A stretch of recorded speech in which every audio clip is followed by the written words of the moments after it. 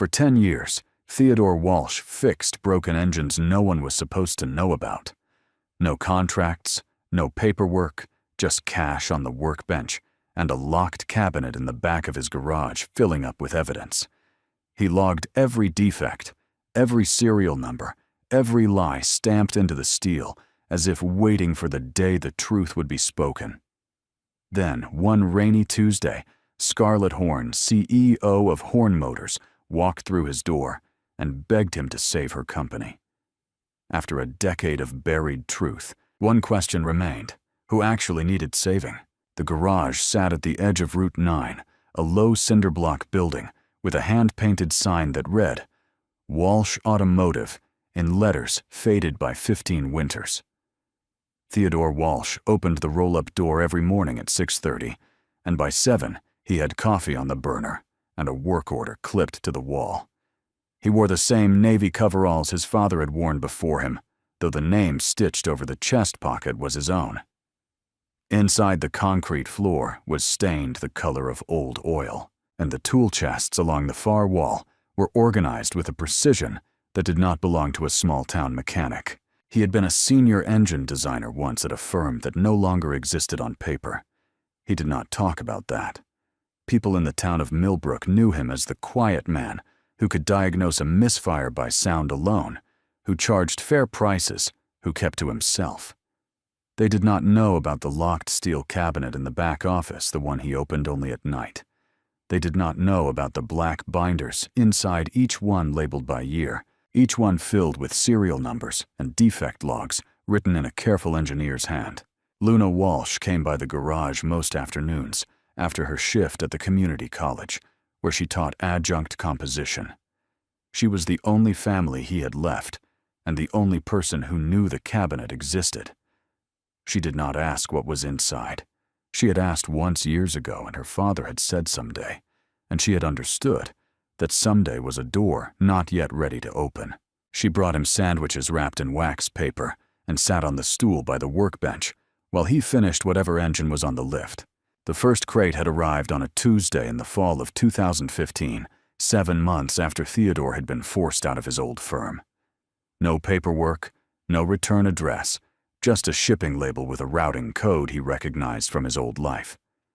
Inside was a V6 block from a Horn Motors sedan cracked along a stress line he had warned about in a memo the previous spring, the same memo that had ended his career. A white envelope taped to the crate contained $800 in cash and a handwritten note that said, "Fix it, keep quiet, more coming." He stared at that note for a long time before putting it in the first binder. The crates kept coming. One every few weeks, then one every week. Always the same defect, always the same cash, always the same silence. Theodore did what he was paid to do. He also did something he was not paid to do. He photographed each block before he touched it. He logged the serial number, the production date, the pattern of the failure. He saved a fragment of metal from every unit labeled and bagged, stacked in the cabinet in rows, like evidence at a trial that had not yet been called.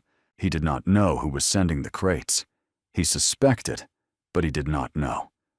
What he knew was that somewhere out on American highways, people were driving cars with engines that would eventually fail under load, and the company that built them was quietly rerouting the evidence to a garage in a town of 4,000 people because it was cheaper than a recall. He kept the binders because he had learned the hard way that silence without proof was the same as complicity. Scarlett Horn ran the company her father had built, and she ran it the way her father had taught her, which was to say she ran it hard. She was 41 years old, sharp-featured, always in charcoal or black, and she had not taken a full week off work in 9 years. Horn Motors had a market cap of $11 billion and a reputation for reliability that was, according to every third-quarter report she had ever signed, the company's most valuable asset. She believed this. She had built her career on protecting it. The first sign of trouble came on a Thursday in October of 2025.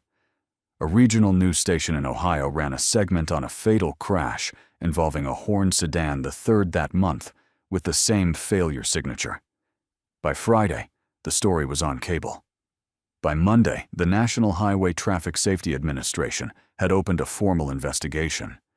By the following Wednesday, Horn Motors announced a voluntary recall of 240,000 vehicles, and Scarlett Horn stood in front of a bank of microphones and used the word unforeseen.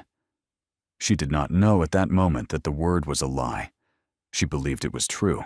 The investigation moved faster than her legal team expected. Internal emails were subpoenaed. A forensic accountant flagged a line item in the operations budget, a recurring cash disbursement, labeled only as external remediation running back nearly a decade. Scarlett had never seen the line item. Her chief operating officer, Oliver Marsh, had approved every payment. When she asked him about it, he smiled the way he always smiled, thin and confident, and told her it was handled. She did not press him. She had trusted him for 15 years. That night, she went home to her apartment on the 38th floor and stood at the window looking at the city, and for the first time since her father's funeral, she felt the specific cold sensation of not knowing what was under her own feet. She called her general counsel at 11. She told him to pull every record of the external remediation payments. She told him she wanted the names of every vendor, every routing code, every recipient. He called her back at 3 in the morning with a single name: Walsh Automotive, Millbrook. 1 mechanic, 1 garage, 10 years. She drove herself. She did not bring security. She did not bring lawyers. She did not call ahead. She wanted to see the man with her own eyes before anyone else put a version of him in her head. The drive took 4 hours. It was raining when she pulled into the gravel lot, a slow November rain that turned the sign above the door into a blur of red letters. She sat in the car for a full minute before she got out. Then she walked through the open bay and found Theodore Walsh standing at a workbench, wiping his hands on a shop rag, watching her come. He knew who she was. He had seen her face in enough quarterly reports. He set the rag down and did not speak. Scarlett stopped 10 feet from him and looked around the garage at the lift, at the neat rows of tools at the door to the back office. Her eyes settled on him again. She said, "I think you have something of mine." Theodore answered, "I have a lot of things of yours." The metal roof held the sound of the rain between them, steady and unbroken. She told him what she had come for. She needed a technical witness. She needed someone who could testify that the defects were isolated, that the company had acted in good faith, that the recall was a responsible correction of a limited problem. She would pay. She would pay whatever number he wrote down. She watched him as she spoke, and she saw that nothing in his expression moved, and that was the first moment she understood she was not in control of this conversation. Theodore listened until she was finished. Then he walked past her, past the lift to the door of the back office. He unlocked it. He stepped inside and turned on a single overhead light, and he waited for her to follow. When she did, she saw the cabinet and the binders and the rows of labeled metal fragments on the shelf above. He said, "Before you ask me to tell any story, you are going to read what actually happened. All 10 years of it. Every page. Then you can decide what you want to pay for." She opened the first binder. She read the first page. She read the second. She read for 40 minutes without sitting down, and somewhere around the third binder, her hand began to shake, and she pressed it flat against the page to stop it. Theodore stood in the doorway and did not speak. He had waited 10 years for someone from that company to read these pages, and he was not going to interrupt her now. When she finally looked up, her face was drained of the authority she had walked in with. She asked him how much of this could be verified. He told her all of it. She asked who else had seen it. He said, "No one." Then she asked what he wanted. He looked at her for a long moment, at the woman who had the power to end him with a phone call, and he understood that the choice in front of him was the choice he had been deferring for a decade.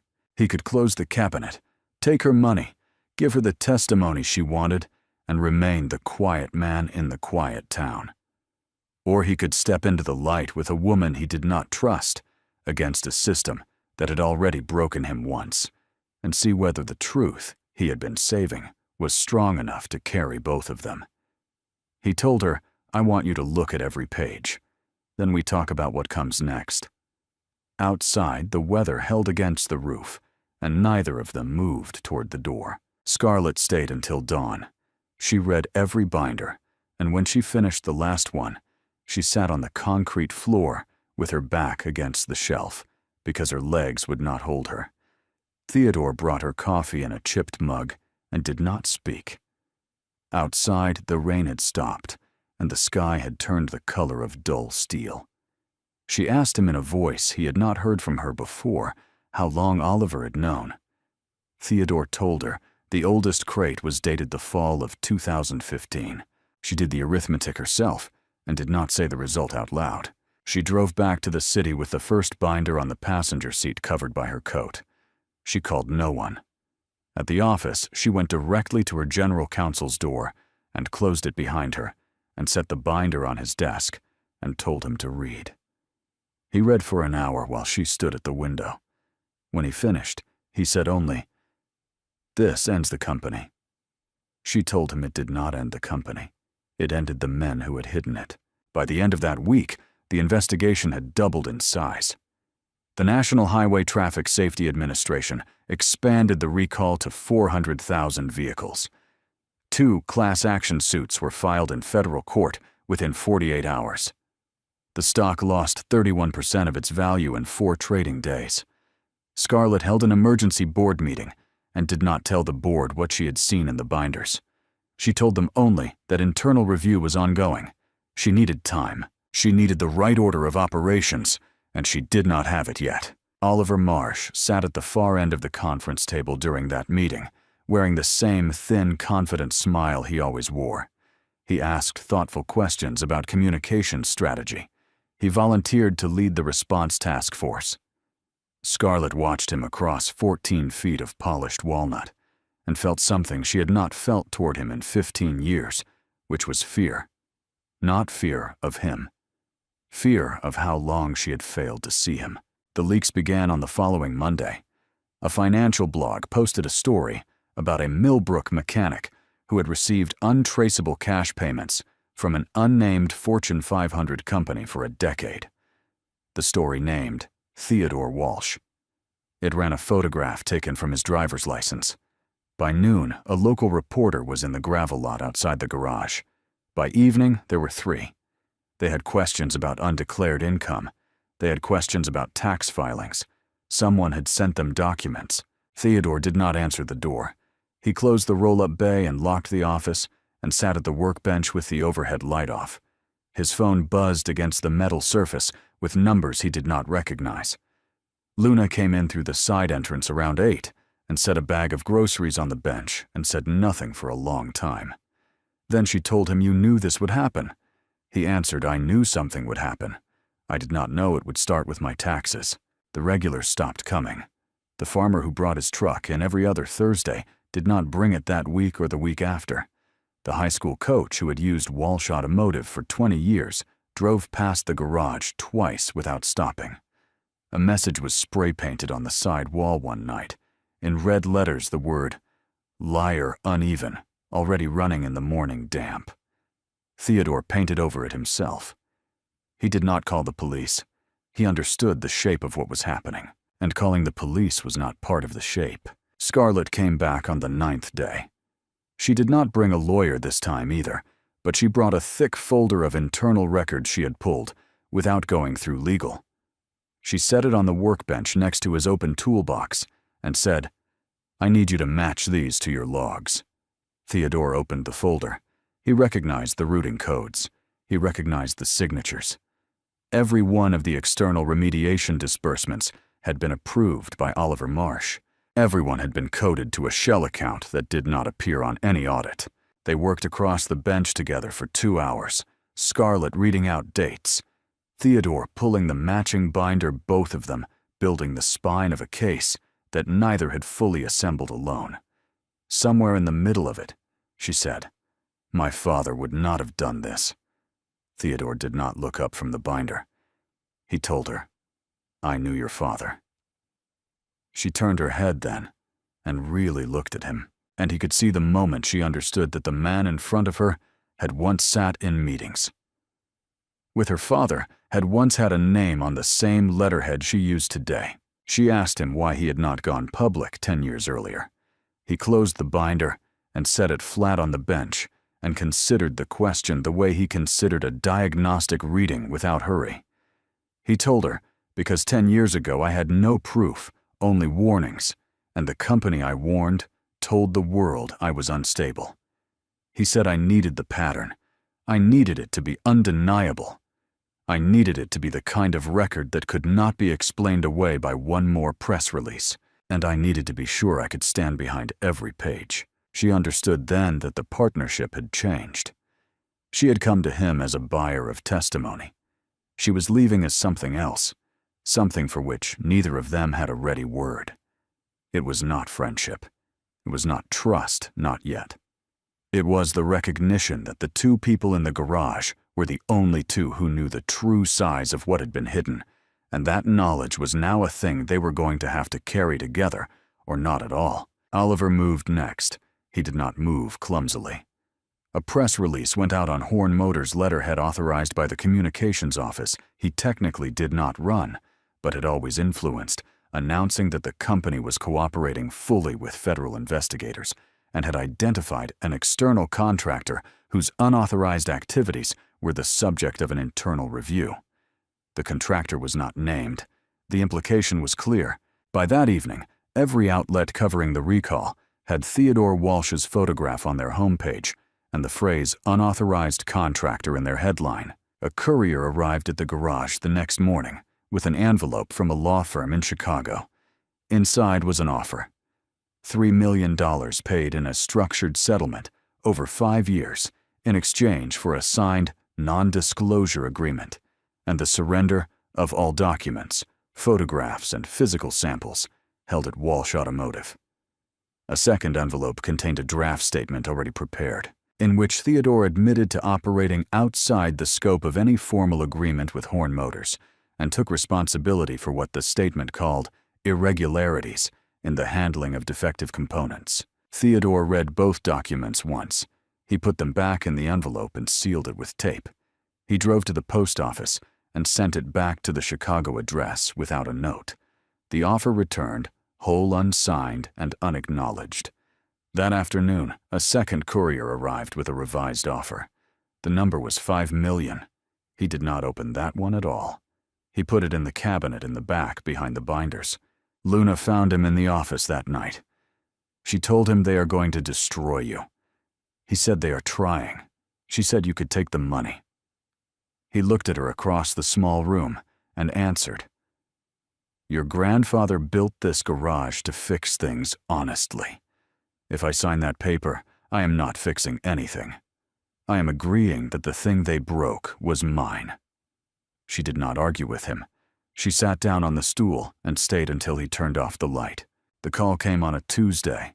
It was Scarlett from a number he did not recognize.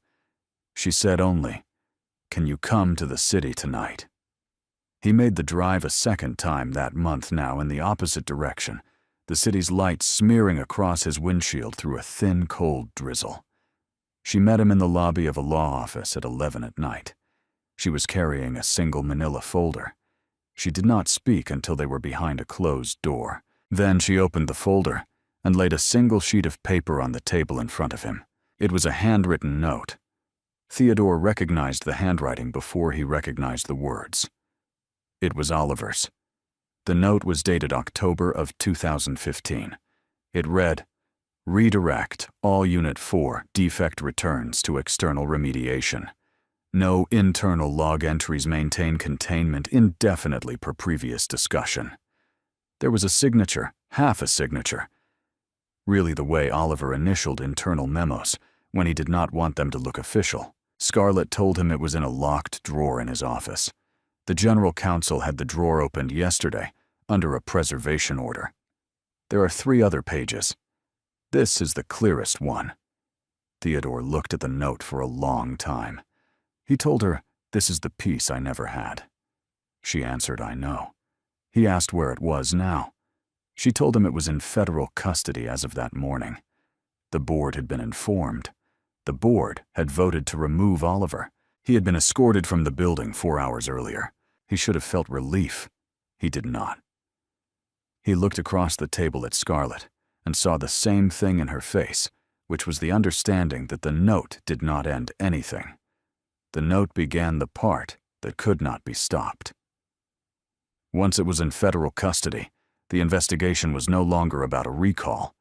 It was about a decade of fraud, and fraud of that size required a public trial, and a public trial required a witness who could testify to the entire pattern of defects, a witness whose credibility had already been destroyed in every major newspaper in the country over the preceding 2 weeks. Scarlett told him, "They are going to call you."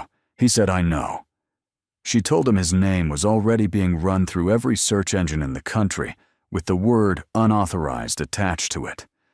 By the time he sat down in that chair, half the country would have already decided he was the villain of this story. He said, "I know that too." She asked whether he was going to do it anyway. He looked at her across the table. The clock on the wall read 11:47. Outside, the drizzle had turned to something harder, a kind of sleet against the windows. He told her, "I spent 10 years filling that cabinet because I wanted the record to exist, whether anyone ever read it or not. If I stopped now, the cabinet was a waste of my life." He said, "I will testify." Scarlett nodded once. She put the note back in the folder. She told him then, "We need to prepare, because once the subpoena arrives, every resource Oliver still controls will be used to make you unrecognizable in a witness chair." He said, "Let them." She looked at him across the table with something that was not quite gratitude and not quite apology, and they sat with the folder between them until the clock read past midnight. The subpoena arrived at the garage on a Thursday morning in a plain envelope. Theodore read it standing at the workbench, with his coveralls still zipped halfway. The hearing was set for the 2nd week of December in the federal courthouse in Washington. He drove the envelope out to Luna's apartment that evening and left it on her kitchen table without speaking. She read it, folded it back along its original creases, and told him she would drive him to the airport herself. The 2 weeks before the hearing were the quietest of his life. He kept the garage closed. He did not answer the phone. He sat at the workbench some nights until 2 in the morning, going through each binder one more time, annotating pages in a small notebook he would carry into the witness room. He was not preparing to perform. He was preparing to remember under pressure, which was a different discipline, and one he had trained for over 10 years without knowing it. Scarlett called twice. The first call was a list of the prosecution's expected questions, which she had obtained through legal channels that were almost, but not entirely proper. The second call was shorter. She said only, "Whatever happens in that room, you did the work. I did not." He answered, "You did the part you could do. That is not nothing." Her reply came after a stretch of quiet on the line. She told him she would be in the gallery. He said that was a mistake. She said she knew she was coming anyway. The morning of the hearing, he wore a charcoal suit that had not left his closet in 10 years. The sleeves were slightly short at the wrist. He carried the notebook in an inside pocket and a single binder in a plain leather case. The courthouse corridor outside the chamber was crowded with reporters, and when he walked through them, no one shouted his name, because the name had already been spoken so many times in the preceding month that seeing him in person produced, instead of questions, a kind of watchful silence. Oliver Marsh was already seated at the defense table when Theodore entered the chamber. He did not look up. His attorneys flanked him in dark suits, and in front of him on the table were stacks of tabbed binders designed to look like a record. Theodore understood the performance of those binders. He had spent a decade building the real thing. He took his seat at the witness stand and placed his one binder on the rail in front of him and looked out over the room once briefly and found Scarlett in the 3rd row of the gallery, watching him with no expression at all. The prosecutor led him through the first hour slowly. Dates, serial numbers, the shipping records he had kept, the photographs he had taken of each engine block before disassembly. Theodore answered plainly without flourish. When the prosecutor asked how he could verify that a given fragment corresponded to a given crate, he opened the binder to the correct page and read the chain of evidence aloud in the same voice he used to explain a repair estimate to a customer. The jury was given copies. The judge requested the binder be entered as the central exhibit. The cross-examination came after lunch. Oliver's lead attorney introduced himself to the court as Gregory Hollis, a tall man with an expensive haircut and a reputation earned over 2 decades of corporate defense work for dismantling technical witnesses. Hollis began with Theodore's termination from the engineering firm 10 years earlier. He used the word unstable. He used the phrase documented pattern of professional misconduct. He read aloud from an internal memo Theodore had never been allowed to see, at the time a memo that characterized his original defect warnings as the product of personal grievance rather than engineering analysis. Theodore listened until Hollis finished. Then he answered the question he had not been asked. He said the memo you just read was written by Oliver Marsh in April of 2015. It is the memo that ended my career. It is also word for word the justification he used 6 months later to approve the first shipment of defective engines to my garage under an unauthorized remediation code. He said if the memo is accurate, the shipments should not exist. If the shipments exist, the memo was a lie. Both cannot be true. Hollis objected. The judge overruled. The prosecutor, without speaking, slid a second document across the table to the bench. It was the handwritten note from Oliver's drawer, the one Scarlett had placed in front of Theodore on a Tuesday night in a darkened law office. It was now a federal exhibit. The judge read it. He read it again. He asked Hollis whether the defense wished to contest the authenticity of the handwriting. Hollis, after consulting with his client for nearly a minute, did not respond. The room shifted then. It did not shift loudly. Theodore had sat through enough technical reviews in his life to recognize the specific quality of a room when its center of gravity moves. The jurors stopped writing for a moment. The court reporter kept typing. Oliver looked up for the first time since Theodore had entered the chamber, and the thin, confident smile was gone, replaced by something smaller and more human. And Theodore did not feel triumph looking at him. He felt the cost of 10 years. The testimony continued for another 2 hours, but the pattern was set. Every question Hollis asked Theodore answered out of the binder. Every contradiction Hollis tried to open the records closed before it could develop. By the time the prosecution rested its direct examination, the line of attack built on Theodore's credibility had nowhere left to stand. The documents in front of the court predated every argument against them, and there was no version of the story in which a forged memo written first could invalidate a real record written later. The indictment came down 3 weeks later. Oliver Marsh was charged with federal wire fraud obstruction of a safety investigation and conspiracy to conceal a defective product. The indictment ran 47 pages. Scarlett was named in none of them. The prosecutor's office issued a brief statement noting that the chief executive of Horn Motors had cooperated fully with the investigation and had been instrumental in producing key internal evidence. The stock, which had continued to fall throughout the hearings, stabilized within a week. It did not recover, but it stopped bleeding. Scarlett came to the garage one last time on a cold morning in January. She did not bring a folder. She stood in the open bay with her hands in the pockets of her coat and looked at the tool chests along the far wall. She told him the board had asked her to stay through the end of the restructuring. She told him she had agreed on the condition that the company issue a formal correction to every public record that had referenced him as an unauthorized contractor. The correction, she said, had gone out that morning. Theodore thanked her. She told him not to. She said, "I spent 15 years believing I inherited a company. I spent the last 2 months learning I inherited a cover." She told him she did not know yet what she was going to do with the rest of her time at Horn Motors, but she knew she was not going to run it the way her father had. She said, "He taught me the company was the asset." She said, "You taught me the asset is the truth." Then she shook his hand, and she walked out of the bay. and she did not look back. A letter arrived at the garage the following week from the United States Patent Office. A review had been conducted on 3 patents originally filed by Horn Motors in the mid-2000s. The filings had omitted a co-inventor. The omission had been corrected. The letter listed the patents by number and confirmed that the name Theodore James Walsh had been added to the record, effective retroactively to the original filing dates. He read the letter twice. He put it in the cabinet, on the top shelf next to the first binder. Luna came by that evening. She saw the letter. She asked him whether he wanted to frame it. He told her he did not.